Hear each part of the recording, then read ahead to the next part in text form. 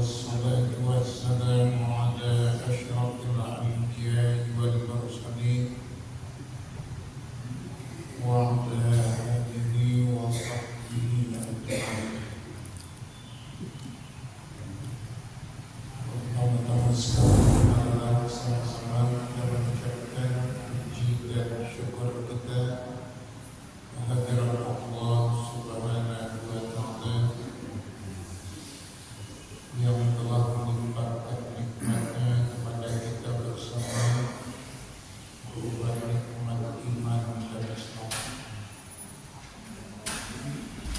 Selanjutnya salawat beserta salam sama-sama kita ucapkan kepada Muhammad Rasulullah sallallahu alaihi wasallam. Yang terhormat Bapak-bapak dan Ibu terutama sekali orang tua saya yang hadir pada kesempatan pagi yang berbahagia. Tentu saja sebagaimana biasa, alhamdulillah sampai pada pagi hari ini kita masih Allah karuniakan nikmat kehidupan dan sekaligus kesehatan. Nah, hidup dan sehat yang masih menyertai kita dapat kita pergunakan beraktivitas di dalam kehidupan kita sampai pada pagi hari ini. Tentu saja dengan harapan keseluruhan dari rangkaian aktivitas yang kita laksanakan dapat bermakna ibadah di sisi Allah Subhanahu wa Ta'ala. Jemaah yang dirahmati Allah, pada kesempatan pagi ini kita lanjutkan pembicaraan kita tentang persoalan-persoalan yang berkenaan dengan kehidupan beragama kita di dalam kehidupan kita sehari-hari. Yang kita mengambil tema besarnya harus dipandu dari hati. Kita memandu hidup ini dalam kehidupan kita sehari-hari harus kita pandu betul dengan hati. Nah, kita harus betul-betul memiliki peta perjalanan hidup ini menuju Tuhan. Jadi kalau peta perjalanan itu tidak kita kuasai betul, ya mungkin jalan yang begitu mulus dan pun membuat kita lalai. Saya pernah berceramah dengan waktu yang sangat singkat masuk ke jalan tol. Karena peta perjalanan tidak begitu hafal, akhirnya pintu tolnya kelewatan. Akhirnya saya terlambat ceramah. Padahal mengambil jalan tol untuk cepat. Terakhir dengan jalan itu sampai sesuai dengan tepat waktu. Karena peta perjalanan itu belum menentu. Nah, oleh karena itulah kita harus sungguh-sungguh menata hati itu, kemudian dioper ke dalam pikiran, baru dikatakan, baru diperkuat dalam kehidupan kita. Kalau kita perjalanan ini jelas, insya Allah kita bisa semua. Nah, pada bulan lalu kita sudah berbicara persiapan untuk menempuh perjalanan hidup menuju Tuhan itu sebenarnya sangat menggembirakan. Yang kita angkat dalam surah online. Sebelum itu kita berbicara tentang persiapan perjalanan menuju Tuhan. Tapi jangan kita terbayang itu sangat menyusahkan. Karena kata Allah, perjalanan hidup yang kita tempuh menuju Tuhan itu sangat menggembirakan, sangat menyenangkan. Asal memenuhi persyaratan. Dua yang kita angkat dalam surah Al-Lail itu, yang pertama At-Taqwa wat-Taqwa. At-Taqwa pertama, yang kedua wat-Taqwa, yang ketiganya wasaddaqo bil husna. Jadi berjalanlah dalam hidup menuju Tuhan ini dengan memiliki sikap mental yang memberi. At-Taqwa. Jadi kita nggak boleh lawan dari Allah itu bakhil.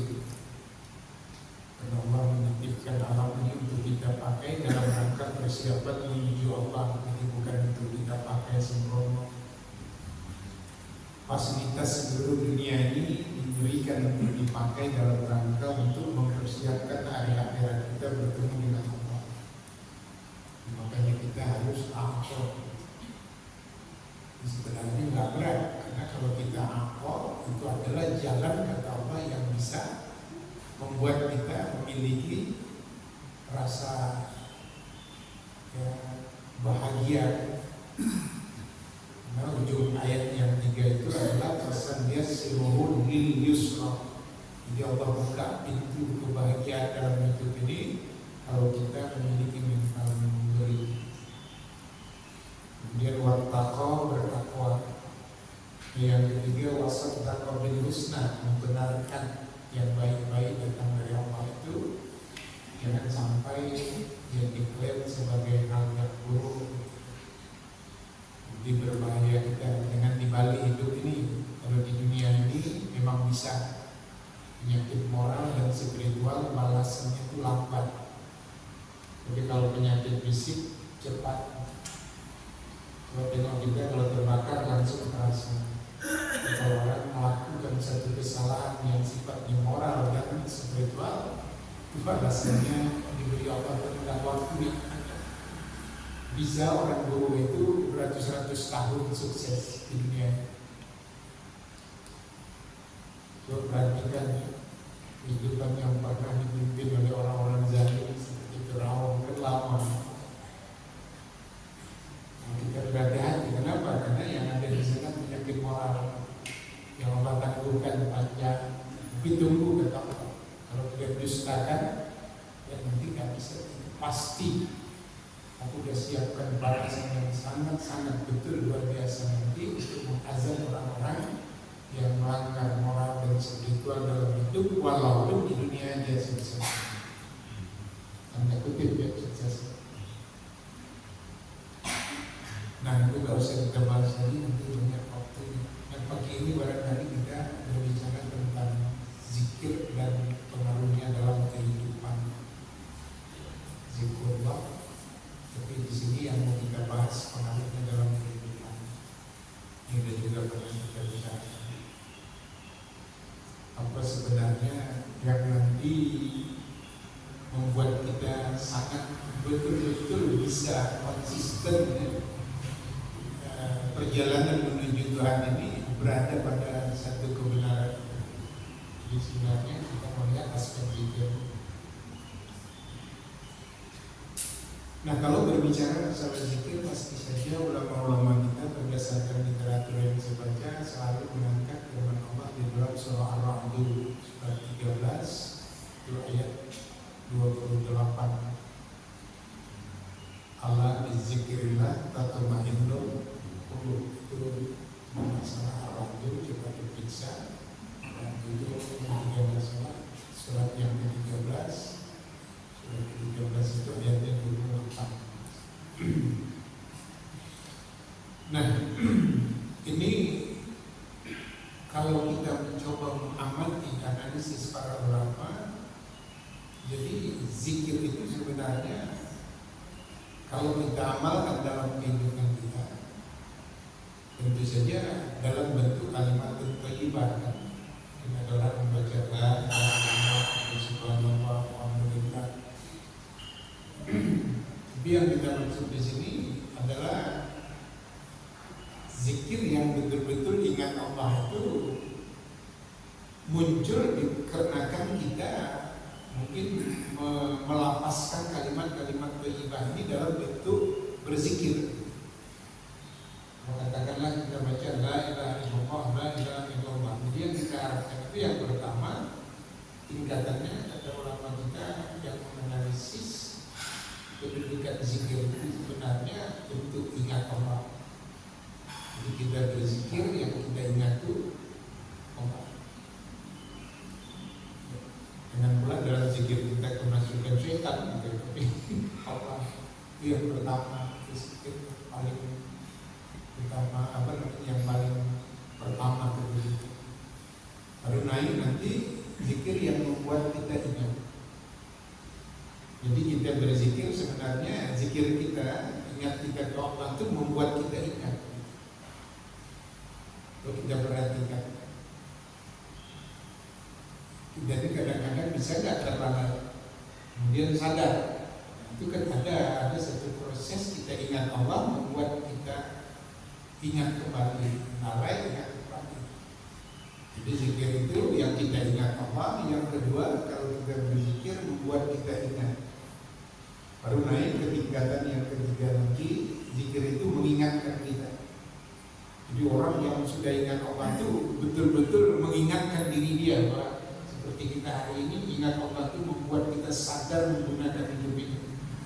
Artinya ingat Allah itu membuat kita ingat. Baru sampai ke tingkat yang keempat nanti, zikir itu adalah membuat kita diingat. Jadi kita ingat Allah, Allah mengingat kita, baru berpengaruh dia. Dan itulah yang menjadi dasar takwa dalam hidup.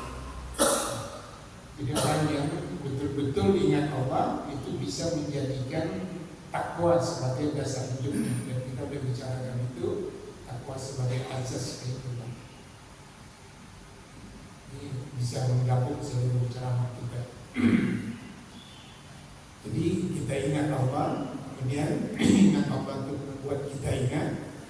Nah kemudian kita diingatkan, baru sampai kepada Allah ingat dan kita ingat. Jadi zikir itu membuat kita diingat Allah. Jadi kita mengingat Allah, Allah mengingat kita. Baru dia berpengaruh. Yang mau kita bicarakan ini pengaruhnya dalam kehidupan. Jadi kalau kita ingat Allah itu apa pengaruhnya? Nah yang paling pertama pengaruhnya itu menurut analisis ulama kita, ya kita memiliki kesadaran bahwa hidup ini disertai Allah. Ketemu lagi ya, banyak kali kita ulang kalimat ini. Jadi orang yang berzikir itu sebenarnya nanti dampaknya dalam kehidupan, dia merasa bahwa hidup ini dimanapun dia ada Allah. Dengan 4 cara dia ya, melihat keberadaan Allah itu dalam hidup dia. Pertama, ada yang hafal itu? Allah beserta kita. Yang kedua, ini sudah berulang saya pikir hampir 4 kali. Allah bersama kita. Yang kedua, Allah menyertai kita. Allah bersama saya dari rumah, tapi di jalan dia ikut juga. Sampai kemarin dia ikut ya. Karena ada channel yang ditaruh di sini. Karena faktu min ruh, jadi itu nggak bisa pernah putus itu kalau kita kontak. Itu satu mediin ya. Sebelum kita jadi manusia ini ya, bisa kita ada jasad, ada ruh dari Allah. Itu sepanjang kita bawa kemana aja kontak. Kalau dia bersih dia kontak langsung. Nah Allah bersama kita dan Allah menyertai kita. Dan ketiga, ya bu, kuat sikit. Allah mengawasi kita. Yang keempat, Allah meminta pertanggungjawaban. Itu kalau bisa dihafal.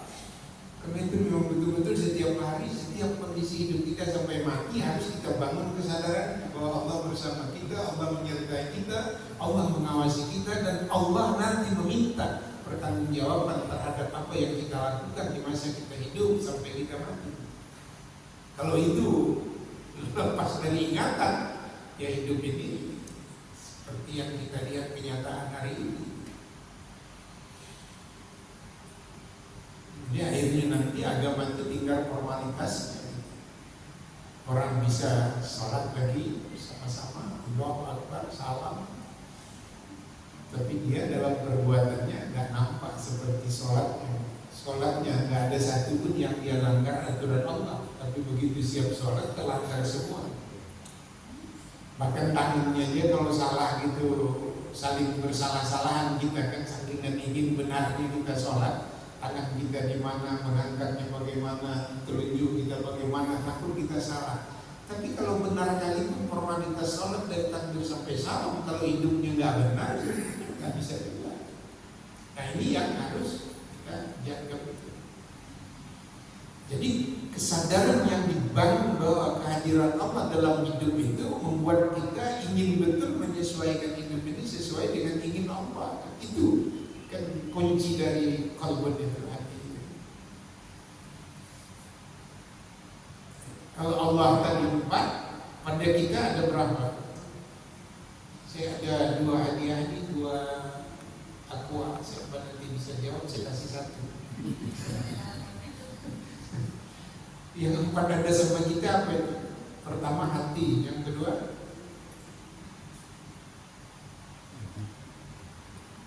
sama kita, dia pun lupa juga kita. Karena dalam meletaknya 1 hati, 1 pikiran, 1 yang bisa bicara.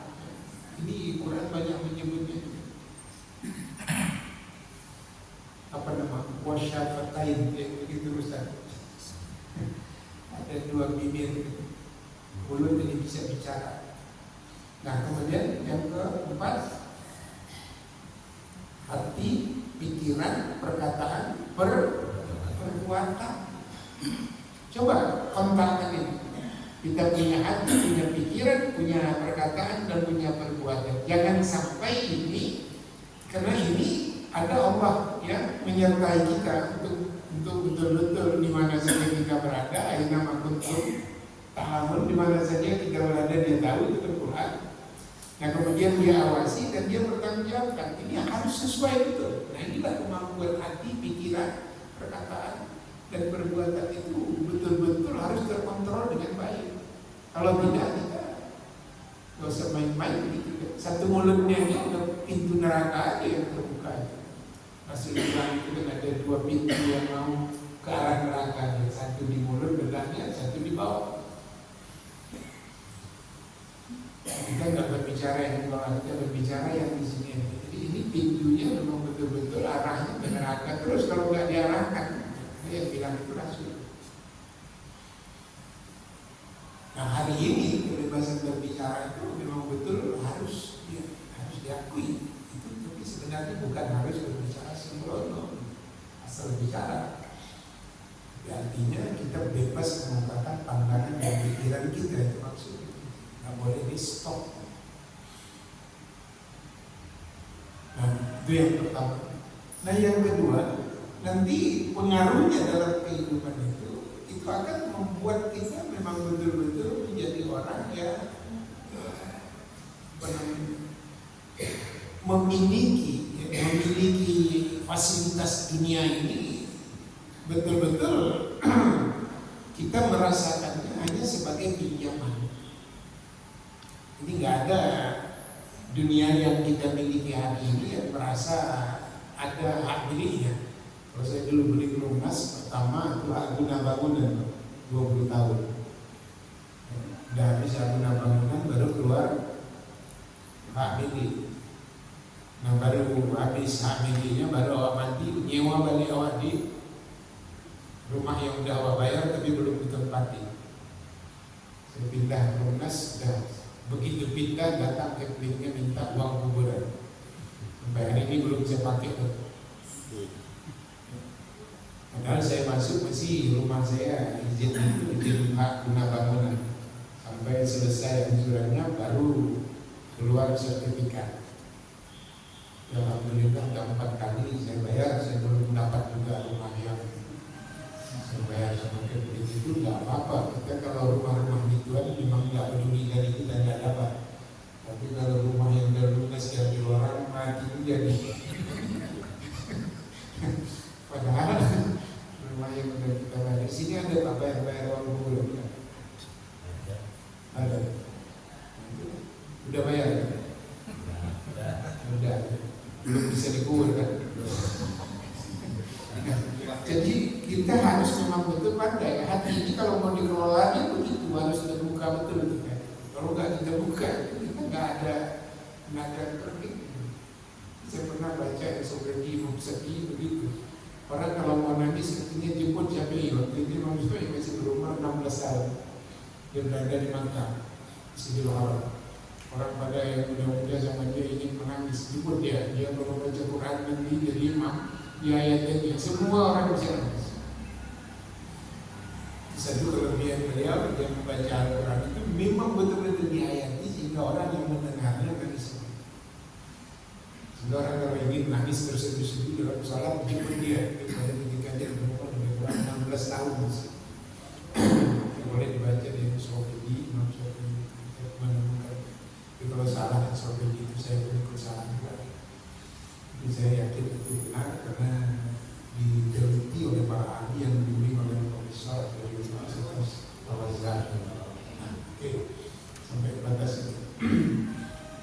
kemudian kalau kita udah menyadari bahwa dia pinjaman, saya udah pernah sampaikan juga itu. Kalau dia pinjaman, ibu kalau minjam 3 orang, kira-kira ibu yang minjam pulangkan atau orang penjemput? Nah, itu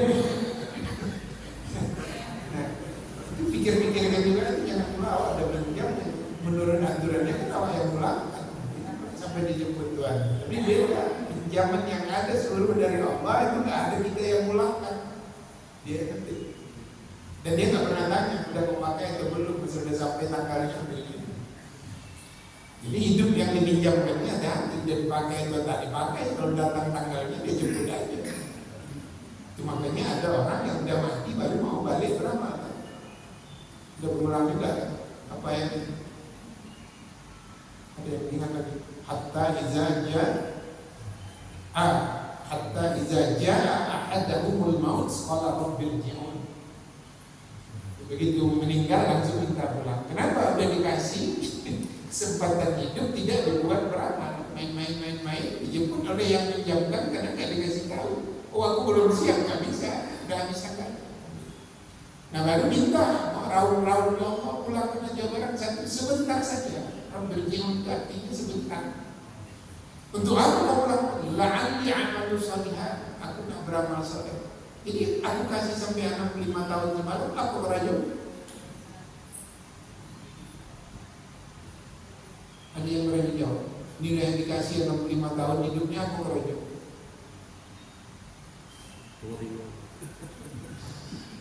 Pasti berhubungan dengan urusan mencari kehidupan untuk hidup di dunia dan sekaligus merawat hati. Sudah nggak kita bicarakan itu dalam konteks hati? Sudah.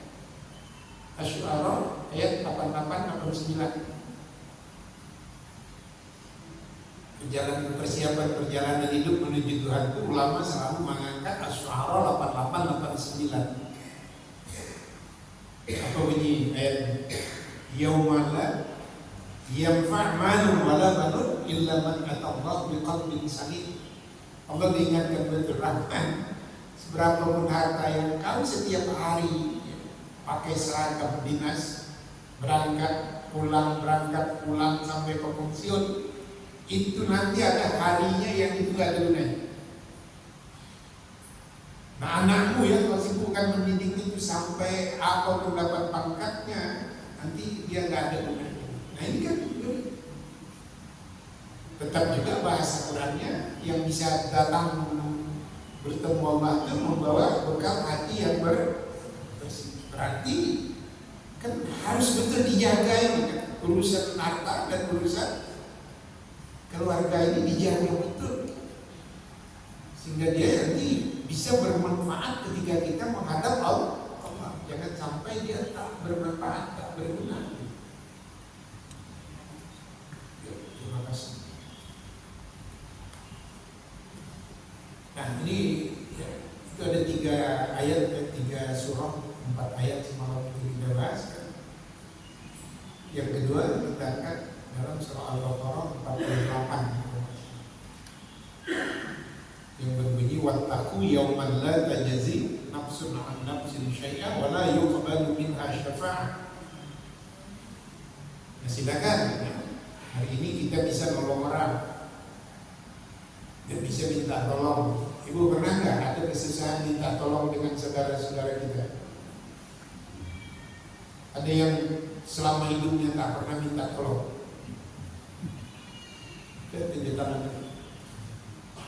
Dan ada yang selama hidupnya nggak pernah nolong orang.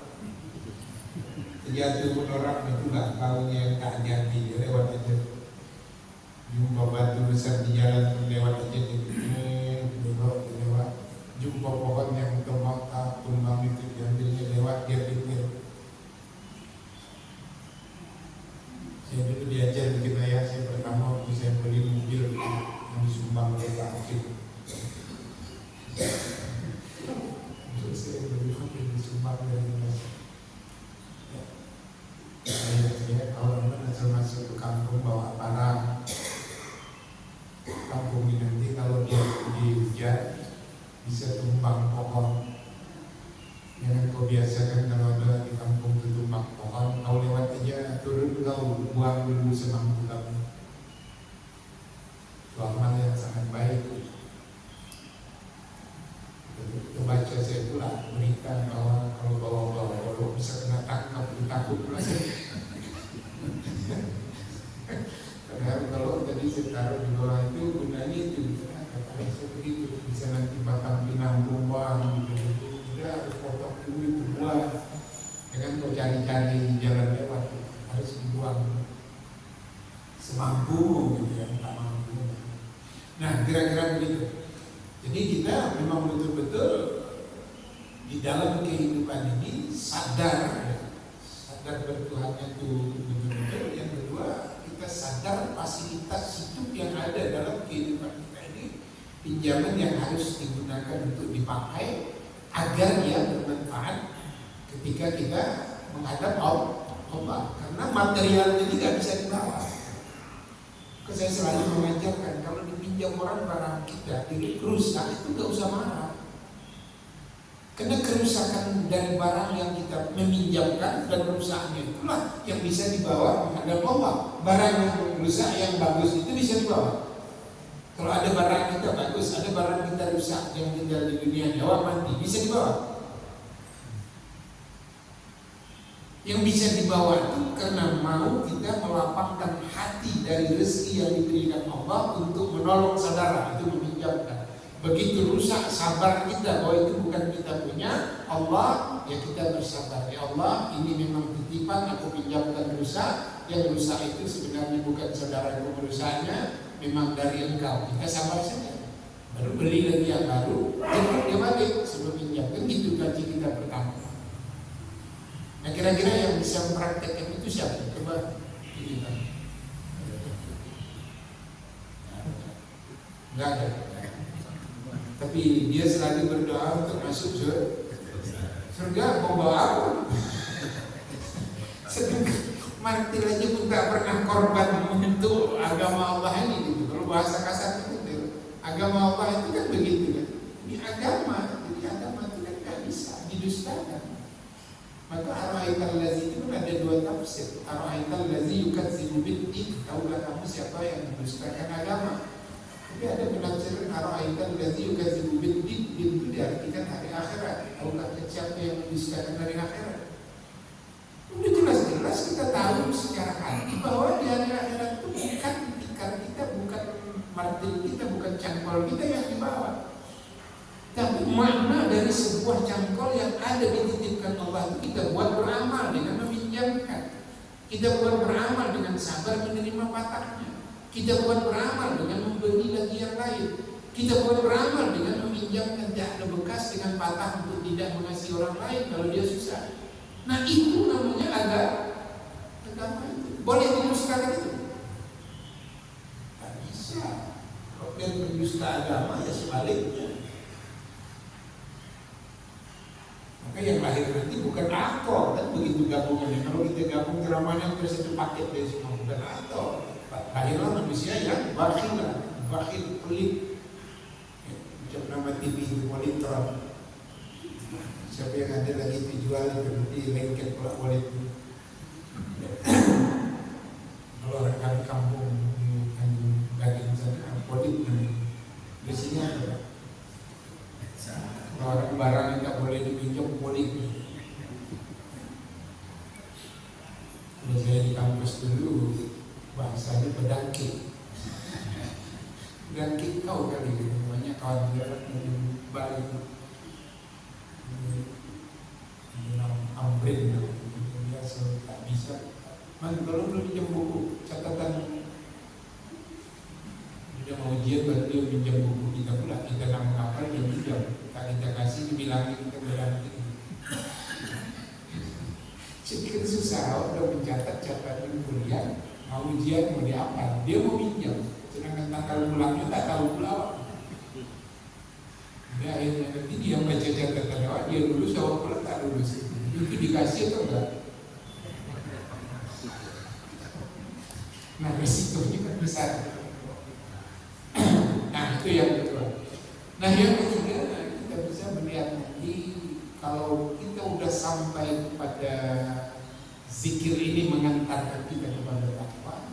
kita mengerti betul tugas dalam hidup. Tidak ada lain kecuali untuk berbekal hari akhirat. Jadi fasilitas itu semuanya.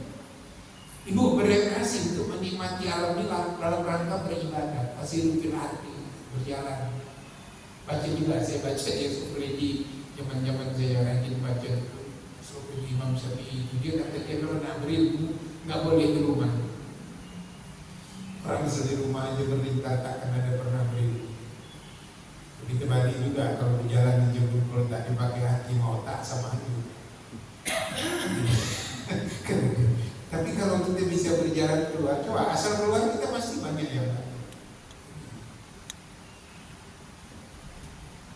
Nanti coba kita perhatikan, kalau bisa dia dari mana dia dulu ke Makkah, kemudian ke Madinah, kemudian ke Yaman. Yaman itu kan masyarakat biasa. Yaman itu dia berhadapan dengan masyarakat biasa, bukan masyarakat itu. Kalau kamu ingat dia berhadapan, dia belajar beberapa, dia belajar dengan murid dari Imam Hanafi. Dia tak sempat jumpa sama Imam Hanafi. Jadi betul-betul kita perhatikan luar biasa. Jadi kita sadar bahwa sekarang ini seluruh fasilitas dunia yang kita miliki kita gunakan untuk bersiap, untuk mempersiapkan hari akhir. Ibu kalau ada uang kira-kira yang disimpan itu persiapan itu apa?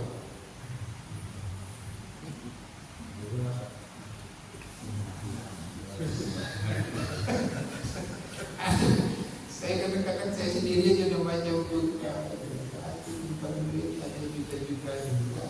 Kok lebih banyak aku pikirkan susah ini aja, bukannya aku pikirkan uang yang ada pemilik ini bisa membuat itu bisa bawa bertemu Allah di hari akhirat. Tapi besok tak bisa mati.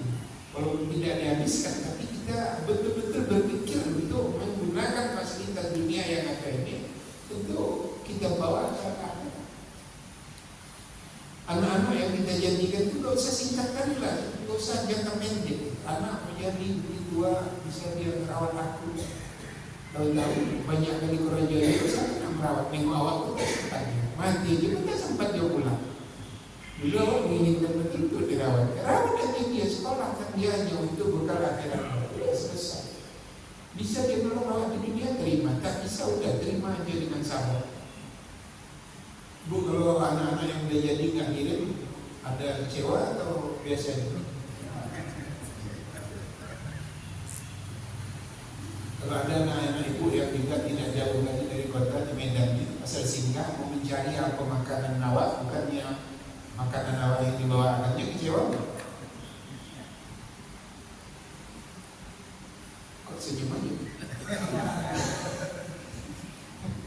Saya di kampung begitu, mama saya ada dua begitu, tapi adik saya berkata, saya singgah menanya apa yang dari masak mama, bukan masak. Bisa kalian dari bawah, masak mama gitu. Saudara yang saya pulang dari ladang kelapa disinggahkan sama anaknya, ada kayu bakar disinggahkan, itulah ayat itu. Kalau ini jadi anak, ada sedikit. Karena hati, otak, ya.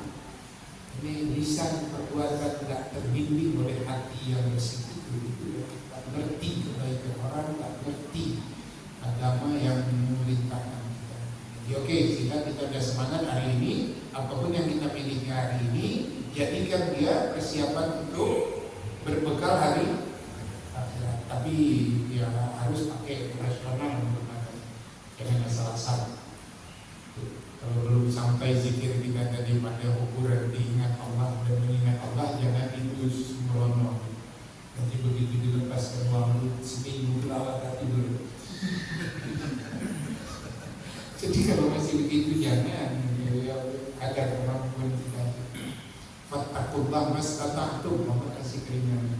Takwalah dengan sungguh-sungguh sesuai dengan kemampuan. Berhajilah tapi dengan manis atau alai sabila, dengan kalau mampu. Jadi kalau saya tersinggung kali kalau tak haji sampai mati, bikin aja geraknya aja. Tak berhaji itu tak ada juga Allah bilang manis atau Dia mampu, hati-hati. Kalau mampu tak berhaji itu lebih gawat lagi. Lebih gawat orang tak berhaji kalau mampu dibandingkan orang tak berhaji, tak mampu, tak dapat. Nah, kelas surga itu nggak ada dibeda-bedakan. Kenapa itu Ustaz? Nanti aja lah tanya Tuhan. Karena itu bukan urusan saya. Cuman sampai hari ini saya berkeyakinan kalau Allah memang bilang mampu, kalau tak mampu, berarti itu nggak ada diskriminasi. Nah, baru yang terakhir, yang keempat, ya, kita sadar betul bahwa hidup ini sedang betul dalam perjalanan menuju mati. Itulah kalau kita udah sampai dapat menjadikan takwa itu sebagai dasar hidup, asas, sudah ada juga judulnya.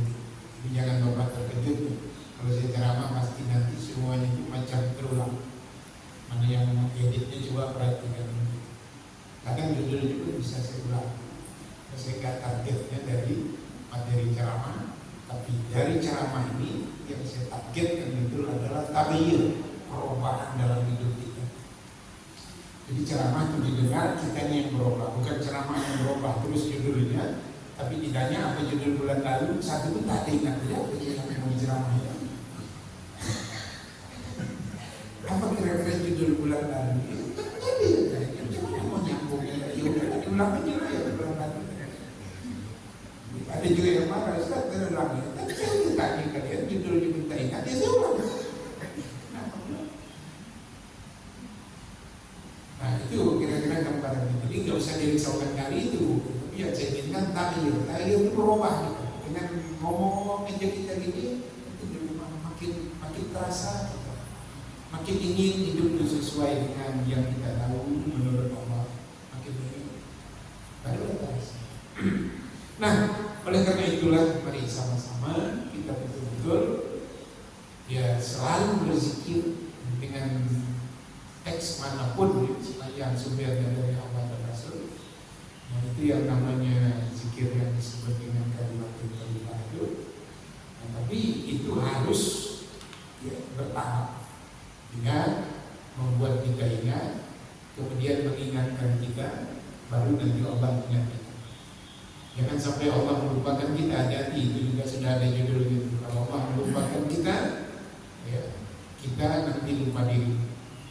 Kenapa Allah melupakan kita? Karena kita tidak ingat. Kita tidak ingat dia pasti lupakan kita. Kalau dia lupakan kita lupa diri. Kalau dia lupa diri, kita akan berhadapan dengan hidup yang betul-betul luar biasa dahsyatnya. Kalau menurut Quran ada 3 ciri orang yang lupa hidup itu. Tadi saya coba sambil pikir. Pertama, memperlakukan kaum yang lemah sangat hina. Jadi orang yang sudah lupa diri itu, kalau dia sudah berkuasa, dia kaya, itu dia sepele betul dengan orang-orang kecil. Cuman kalau ada kira-kira kalau kaya mau nolong orang miskin atau sepele dia sama orang miskin. Kalau sekarang akan menolong gitu, jadi sahabat. Satu lagi sarung, sholat dua-dua. Satu sholat, satu masuk hutan. Bersiap sholat, yang satu lagi masuk ke hutan, yang satu sholat. Jadi dikasih kambing, banyak kambing ini, nggak ada satu pun yang sholat lagi, ngurus kambing semua. Di dunia ini udah banyak bukan ngurus kambing. Jadi kambing semua udah tahu, udah dia ingat kepada Allah, karena udah dikasih dunia sama dia. Nah, syukur betul lah kita yang masih bisa hidup lagi. Allah kuliahkan kita di majelis ini. Itu kalau orang udah lupa diri. Nah, kemudian yang kedua, hidup serakah. Sudah mulai lupa diri serakah. Nggak ada cukup itu serakah. Coba tengok kamus, tak pernah puas.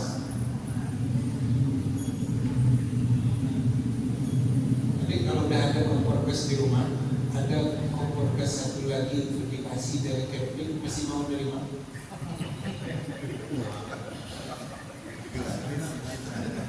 Saya kan bisa contohkan, saya contohnya di rumah kompor gas saya 2 semuanya. Itu ada dikasih orang-orang miskin kompor gas 1 semuanya.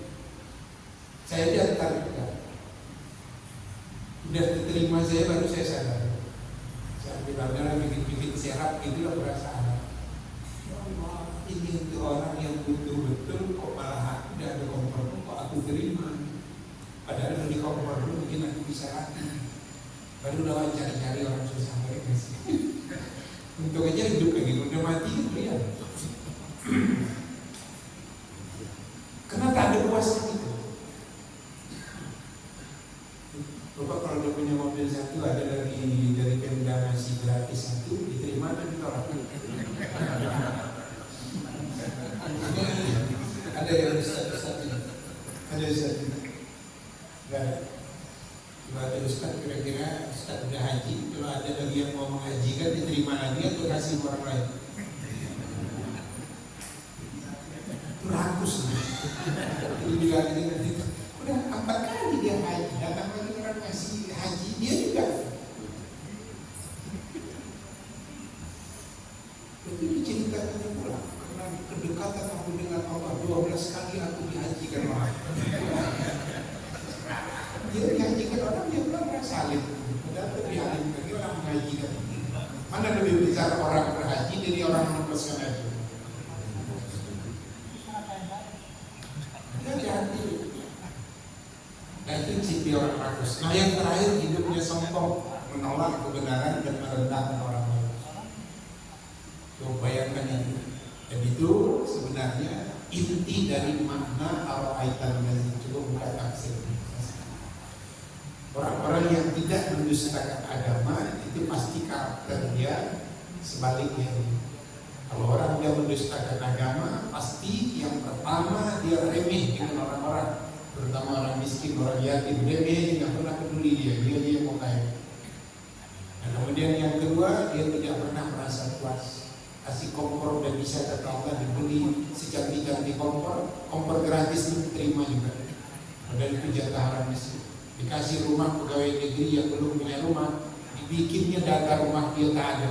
Padahal ada 2 rumahnya, dapat lagi rumah di Perumnas. Waktu dia dengar ceramah saya untuk kuliah, cuma jangan Ustaz ini tidak bertobatnya. Aku dulu yang menokor gitu.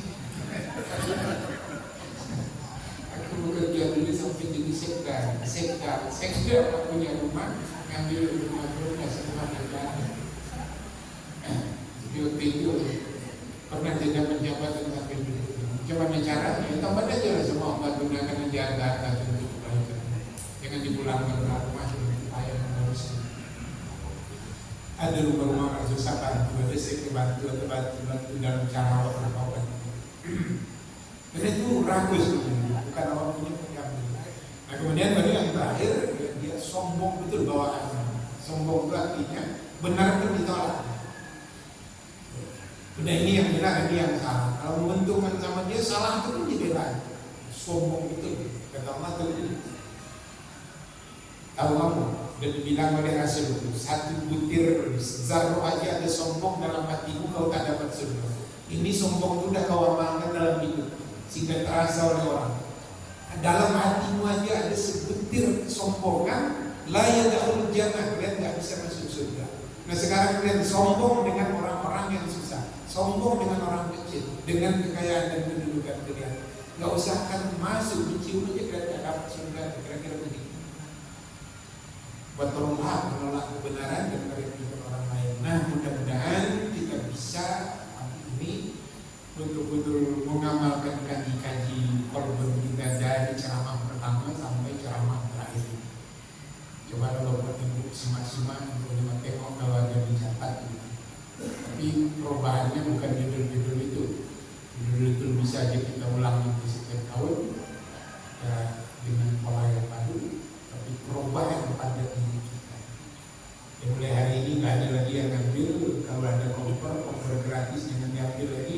Cari orang yang tak punya kompor. Kalau yang udah berhaji 4-5 kali ada orang yang mengongkoskan lagi, cari orang belum haji yang alim juga disuruh dia udahlah aku udah berhaji berkali itu bapak tuh hari dia susah pergi ke rumah aku nyuruh bawa jatah itu kasih dia mau bikin lagi atau mau nah barangkali itu saja ceramah depan kita mudah-mudahan masih ada. Billahi taufiq wal hidayah. Assalamualaikum warahmatullahi wabarakatuh.